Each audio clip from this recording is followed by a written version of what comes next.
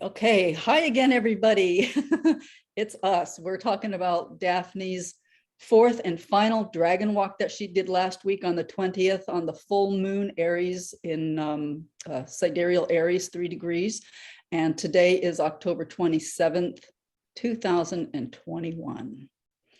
So let's hear this last report of the fabulous dragon walks you've been doing. Yes, so actually we started at the same village that the last one started from, but we went the opposite direction.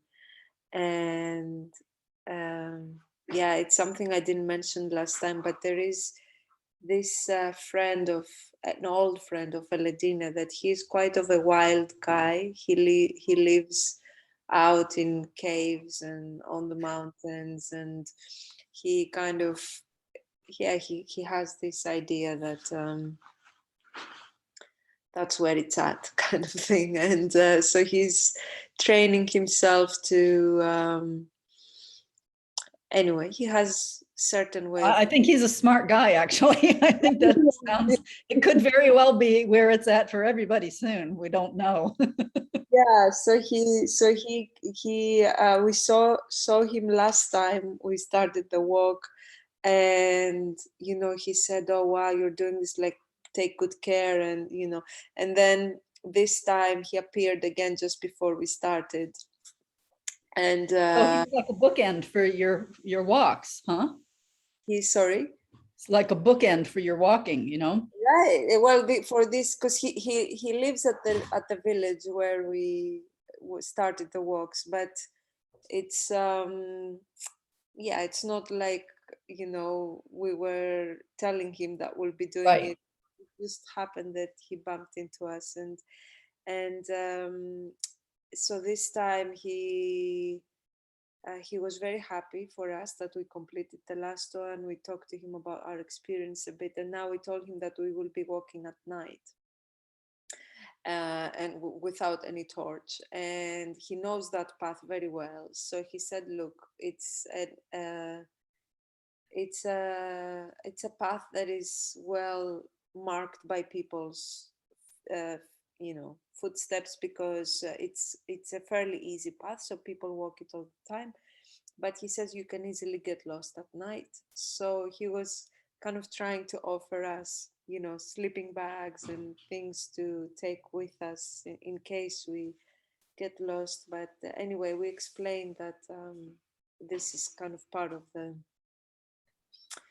of what we are doing, our contract, or the way we are walking with the mystery and everything. So, but he was very happy for us, and we felt, it's just a strange thing, I don't know, but we felt him coming as a good sign, Yeah. yeah, it was beautiful that he was there, and his care as well. He was very caring, and but the thing is, Eledina came on this one injured, and she was struggling to walk, even to go to the loo. She was in pain, and so we got her a walking stick from the shop. And I checked with her that it felt like it was the right thing for her to do, and she aligned, and she felt, she aligned with an inner strength.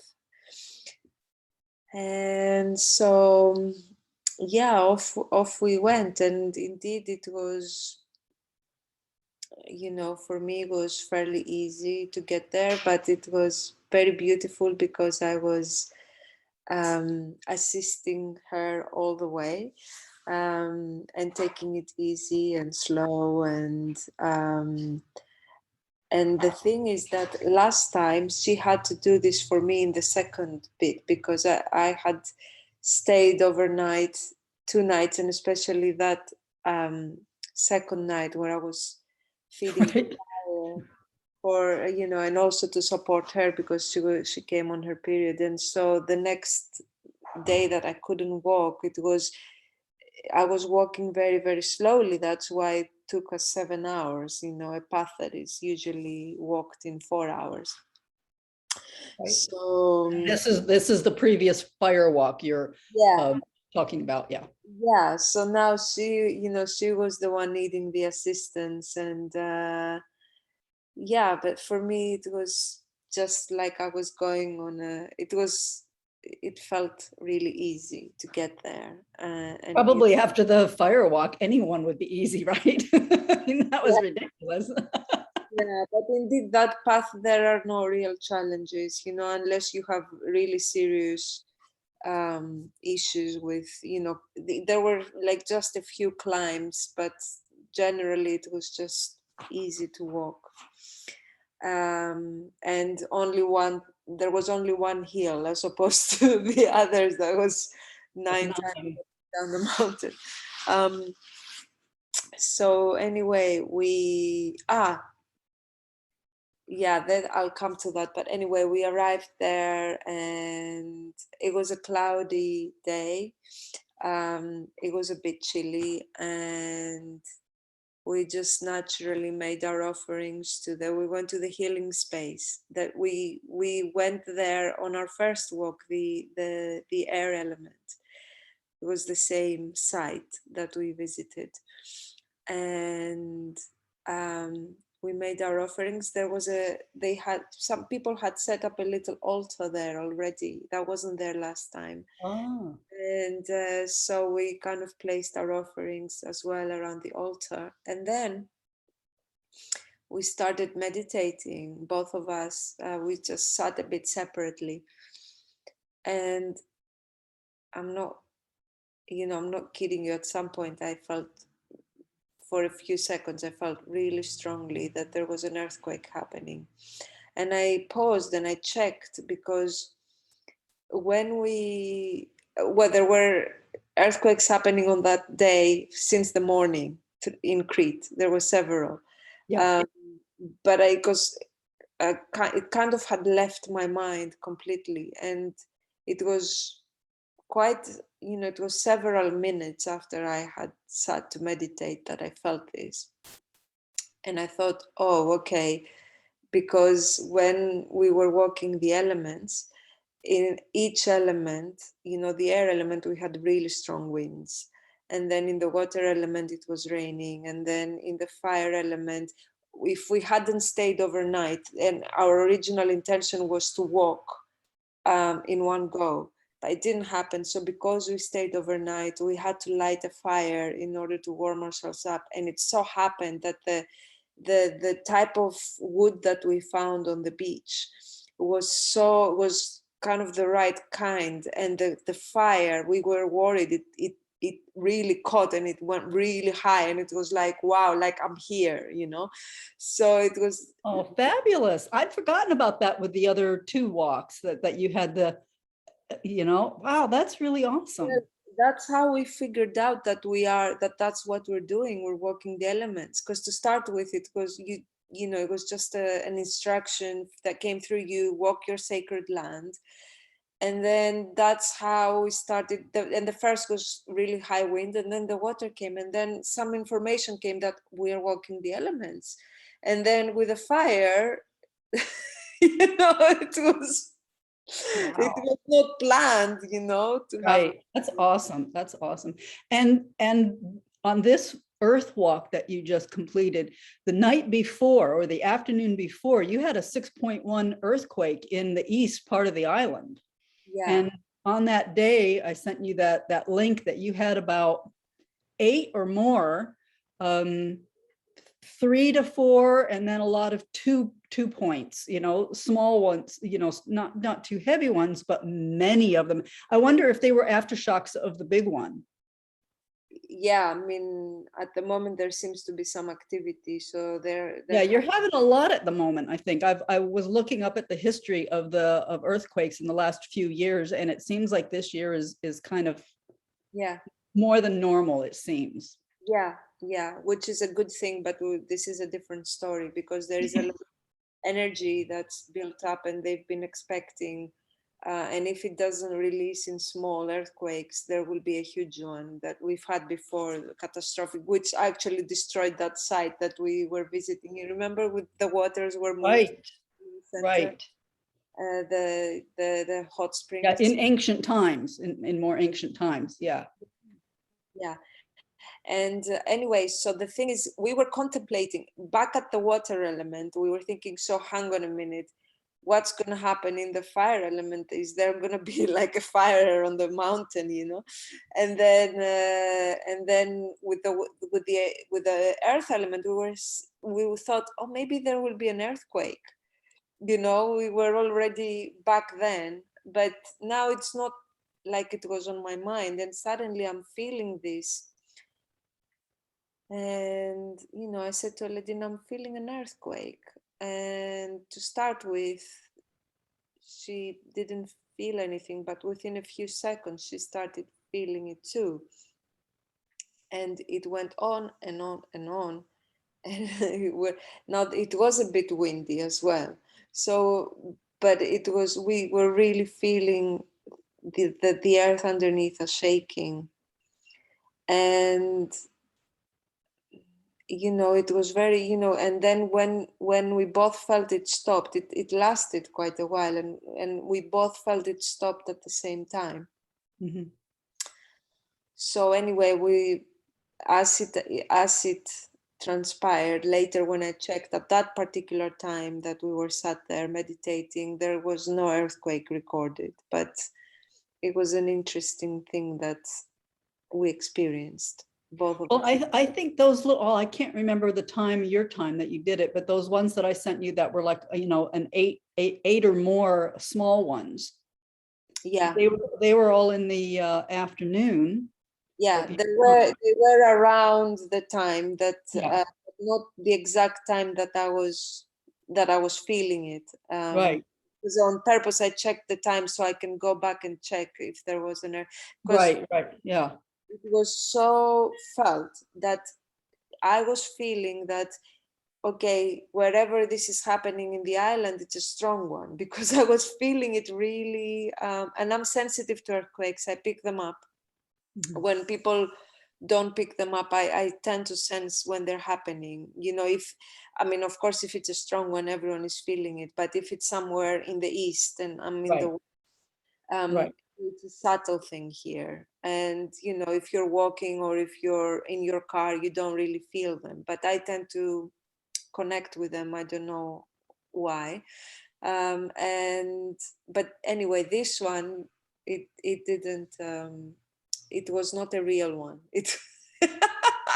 Awesome. Well, it was real on some level. On some level.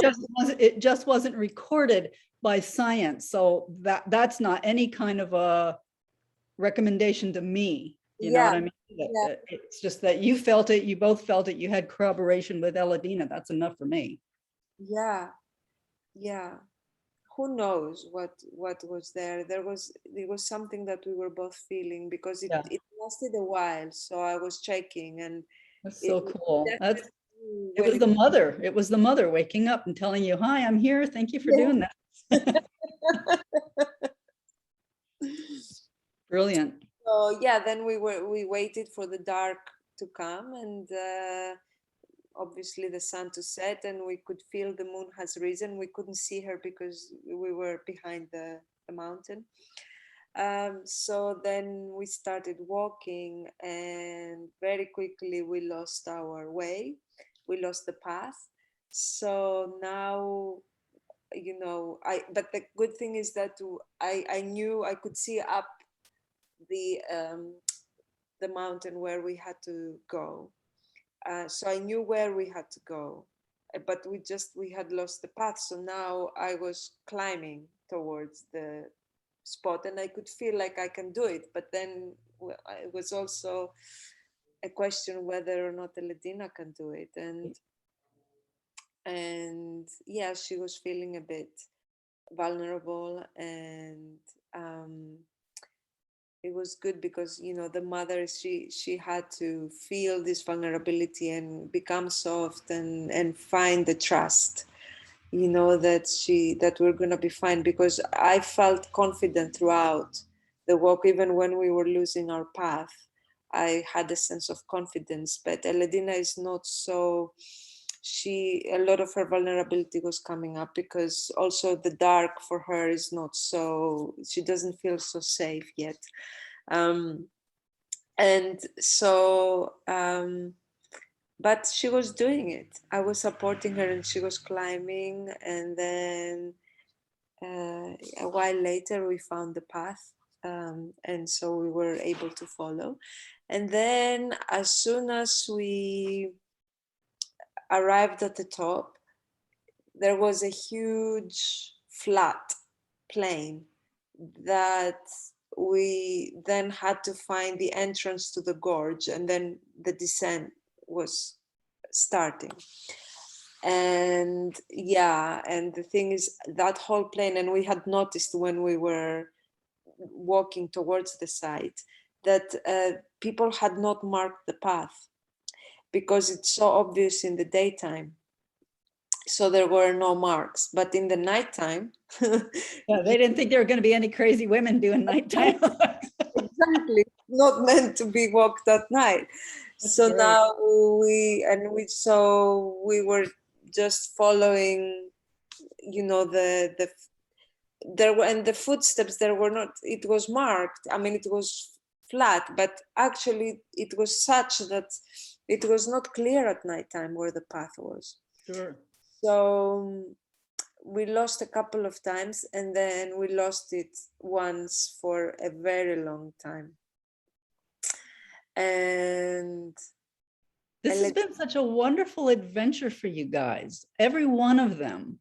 yeah, Just wonderful. I mean, it's just magical. yes. I mean, this, we kind of, if we had done it in the daytime, there would not have been much of a challenge. I mean, for Eledina, this was more challenging from the Yeah. previous than the previous one. So it was interesting, because for her, the water and the earth were the most challenging, and for me it was the air and the fire that were the most challenging. So for different reasons each time. Yeah. So anyway, so we were off track for a long time, but I seemed to be kind of, I had a vague plan in my mind that I could see the edge of the cliff, and I thought, okay, well, I just need to get to the edge of the cliff, and then I'll walk along the cliff until I find a point that I feel is an entrance to the gorge, because obviously we cannot just climb down from the cliff. But Eledina was very nervous with this plan, because she was in pain, and she could not, you know, the thought that we have to walk so much longer was making her really nervous. And obviously I understand, you know, she was in a lot of pain in her body. So again, she used her intuition, and she said, okay, I remember trees.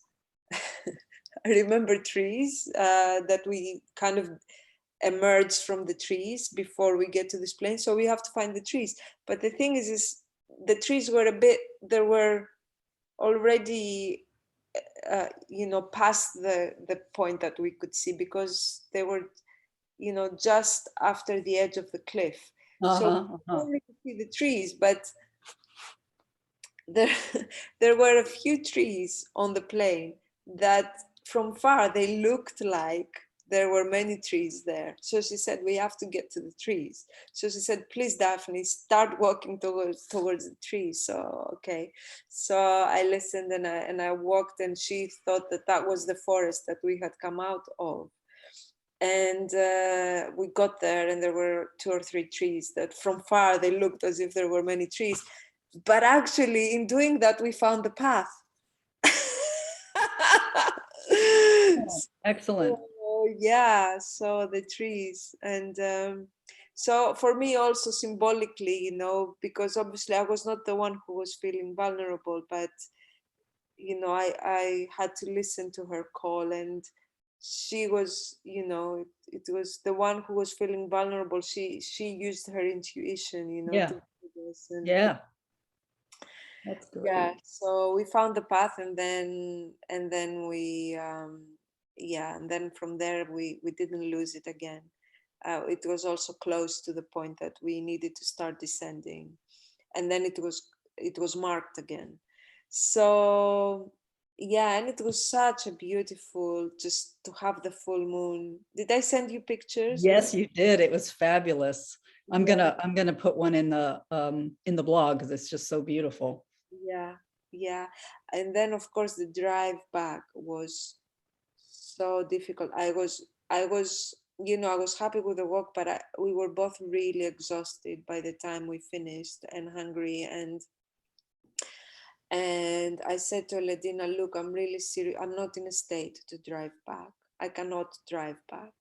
So why don't we look for somewhere to stay? And she said, well, let's eat first, but I feel to drive back. So I thought, okay, well, it's up to you because I really cannot drive back. So yeah, we were lucky to find a place. I all I wanted was some soup, some vegetable soup, and in Greece, not many places serve soups and generally healthy food. Everywhere is just meat and potatoes and stuff like that. And we found a beautiful place that had two types of vegetable soup, and they were Boy, wow. really nourishing and tasty. And then yeah, she was ready to drive back, but actually she was so tired, she was falling asleep. I could not help it, I was asleep, but because I was aware of her not being well, I was kind of waking up every few minutes, and I could How feel her. long of a drive was it to Khania?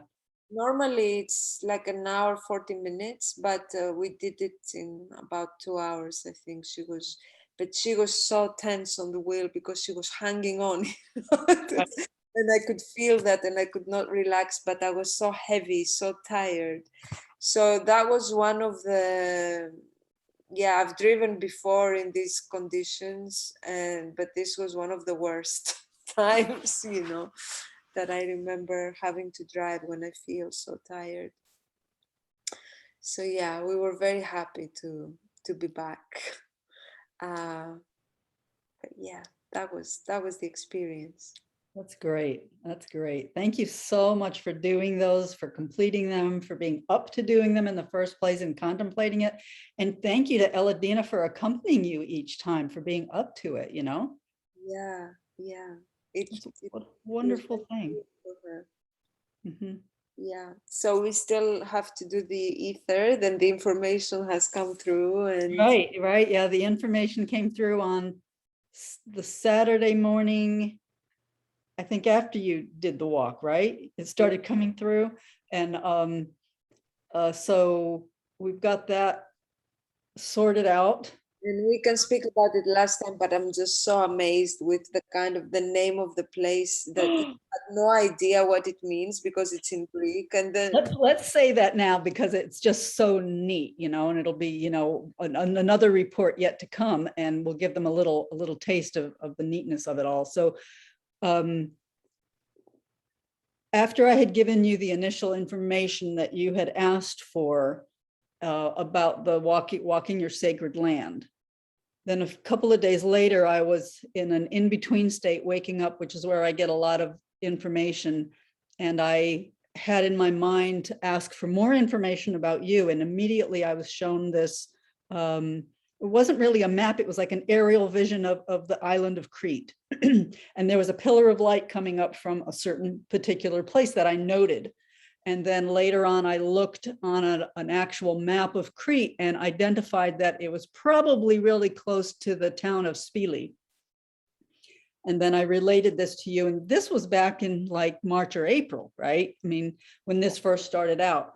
And we just left it. And I think you had sent me some pictures of the civic fountains of Spili, which are just phenomenally great. They're Renaissance lions all in a row, these heads of lions with water coming out of their mouth.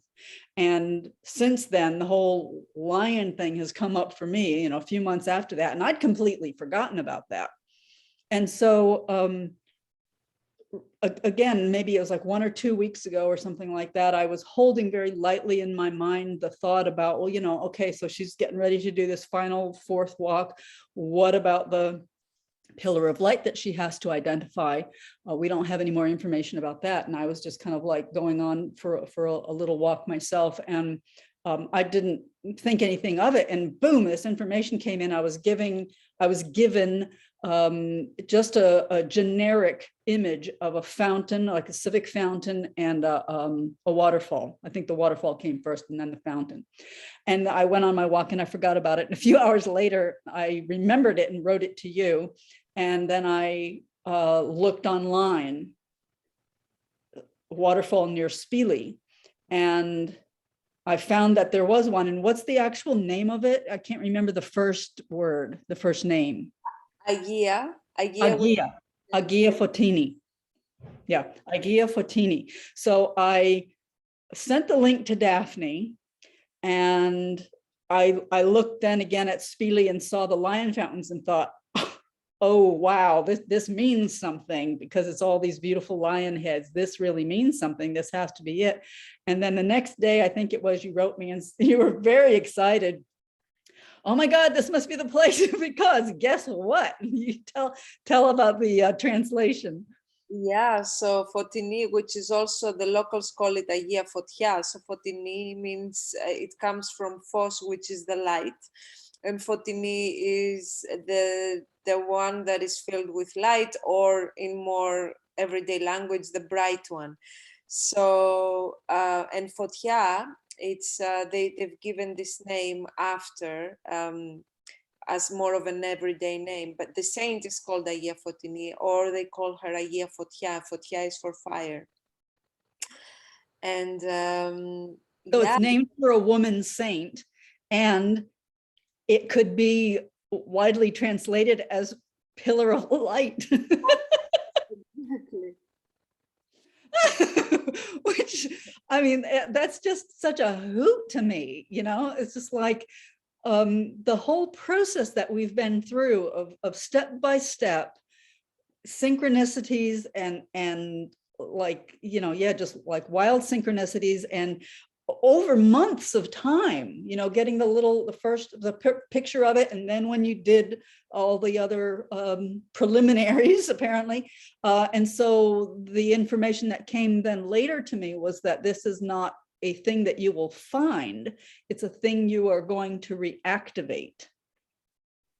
So this is a very important step after these 4 walks, the reactivation of this pillar of light in Crete.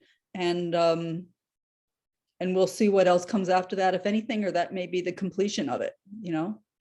You're getting the ley lines going. And I also found out this other neat thing just recently through the studies that I'm doing with the lions and various things, that the African elephants used to, when they were free to, walk the 31st latitude meridian, the Nilotic meridian in East Africa. And in that way, and I've heard this from many different sources. From in a book that I'm reading, since I had this thought, from a book that I'm reading, from the interspecies communication that I'm studying at the moment, from the teacher there, and other things, that the migration routes of animals and birds have to do with the meridians, the ley lines. Wow.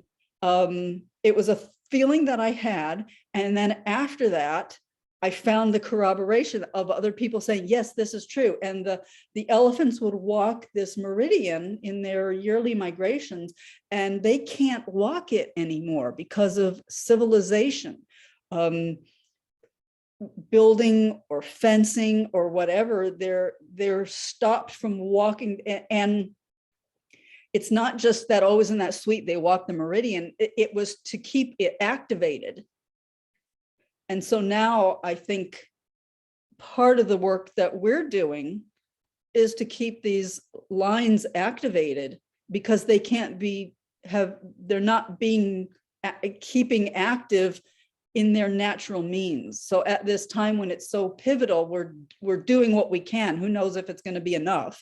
We're doing what we can to keep that energy active. So another kind of set of wild synchronicities. So anyway, I think we'll leave it for there now. And our next report will be on the reactivation of Ahia Photony. Yeah, so that was great. Thank you all for watching. Thank you for reading, and see you later.